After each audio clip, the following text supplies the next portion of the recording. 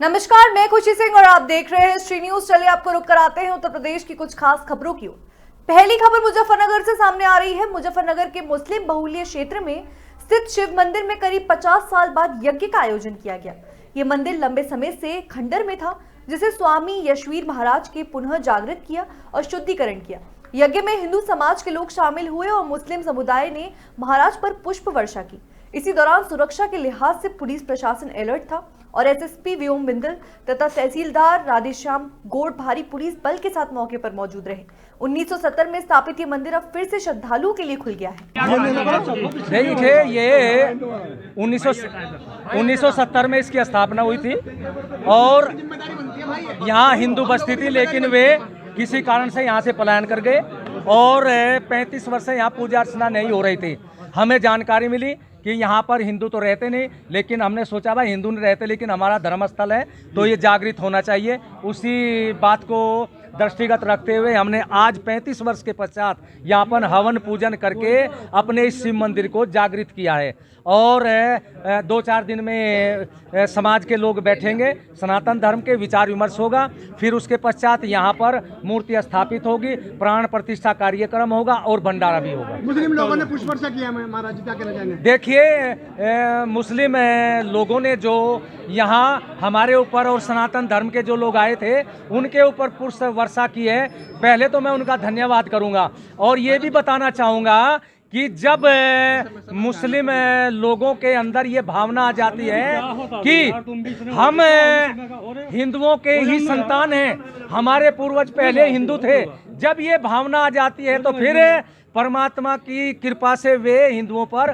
पुष्प वर्षा करना प्रारंभ कर देते हैं। लेकिन जब कोई ऐसे लोग जो वातावरण को खराब करते हैं, ऐसे जिहादी इनके बीच में पहुंच जाते हैं और जिहादी पने का इनके पंप मारते हैं, तो फिर इन मुसलमानों के हाथों में जहां फूल होते हैं वहां चाकू छोरे बम आ जाते हैं। और मैं तो इनको ये कहना चाहूँगा कि तुम्हारे हाथों में आज जो ये फूल आए, बस अपने पूर्वजों को याद करते रहना।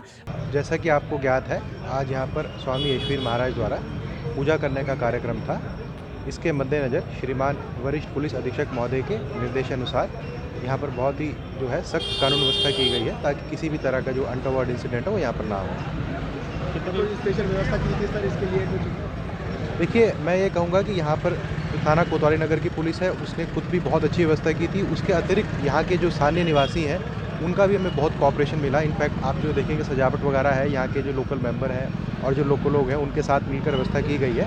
बट हमने जो भी है अपने एहतियात के हिसाब से 100 से ज़्यादा पुलिसमैन की यहाँ पर डिप्लॉयमेंट है। आप देखेंगे हर गली पे जो भी पॉइंट्स है वो सारे कवर्ड हैं। रूफटॉप ड्यूटीज़ भी यहाँ पर लगाई गई हैं, तो हम किसी भी तरह की इवेंचुअलिटी के लिए तैयार हैं। शांतिपूर्ण तरीके से? बिल्कुल, अभी तक आप देख सकते हैं कि बिल्कुल शांतिपूर्ण तरीके से जो यहाँ पर पूजा अर्चना चल रही है।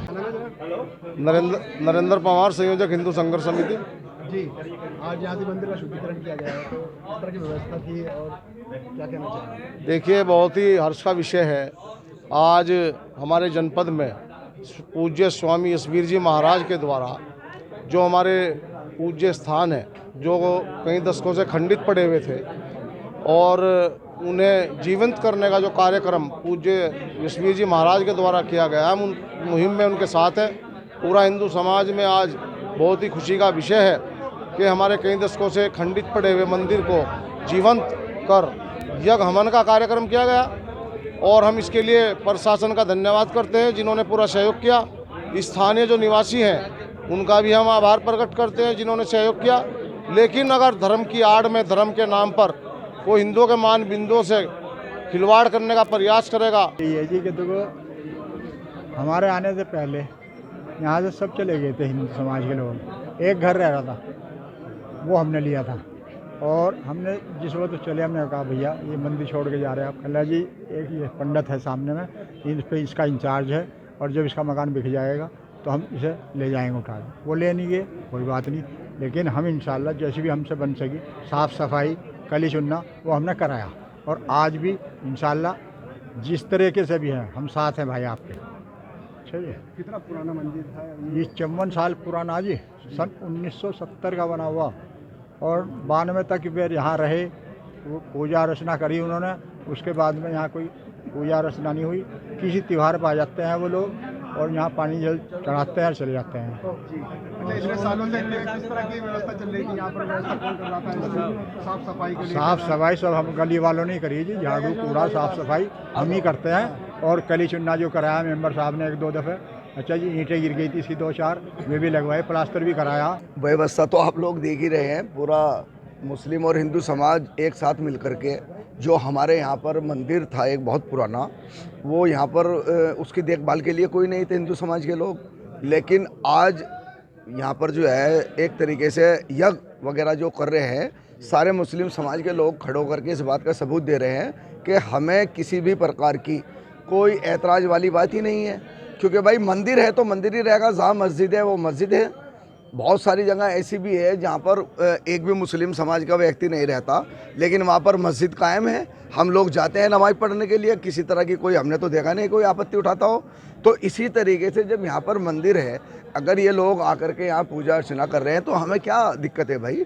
ये तो हिंदू मुस्लिम एकता का परिचय है एक तरीके से, क्योंकि भाई जिसका मंदिर है उसको मंदिर रहने दीजिएगा, जिसकी मस्जिद है उसे मस्जिद में रहने दीजिएगा।